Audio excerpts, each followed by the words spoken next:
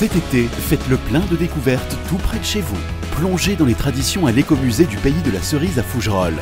Émerveillez-vous à la verrerie La Rochère, 550 ans d'histoire et de savoir-faire. Laissez-vous séduire par le charme de Luxeuil-les-Bains, ville de patrimoine et d'histoire.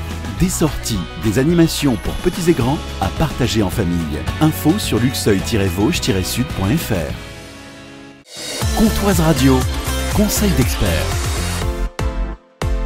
Bonjour Dominique. Bonjour Lucas. Vous êtes pharmacien adhérent de la CPTS de Luxeuil et président de la maison de santé de Vauvillers. Comment prévenir un premier accident cardiovasculaire? Oui Lucas, la prévention d'accidents cardiovasculaires pour les personnes n'en ayant jamais eu, tels qu'un accident vasculaire cérébral, AVC, ou un infarctus du myocarde, crise cardiaque, est souvent la conséquence d'une artère qui se bouche. Il peut être mortel ou causer des séquelles parfois très handicapantes. Le risque d'avoir un accident cardiovasculaire augmente avec l'âge, chez les fumeurs, en cas de faible activité physique, d'hypertension artérielle, de diabète, de cholestérol élevé, d'accident cardiovasculaire dans la famille ou encore de prise de certains médicaments comme les décongestionnants pour le nez, des anti-inflammatoires ou des traitements hormonaux. Le risque est d'autant plus élevé que plusieurs de ces facteurs sont présents chez une même personne. Et pour prévenir ces accidents, il faut diminuer ces facteurs de risque. Exactement. Ainsi, pour les fumeurs, l'arrêt du tabac réduit le risque d'accident cardiovasculaire et le risque de décès. De même, la pratique de 2 à 3 heures par semaine d'une activité physique modérée comme la marche diminue le risque. Il faut aussi adapter des habitudes alimentaires proches du régime méditerranéen, qui consiste à manger surtout des céréales, fruits et légumes, à préférer l'huile d'olive ou de colza et à manger peu de viande rouge.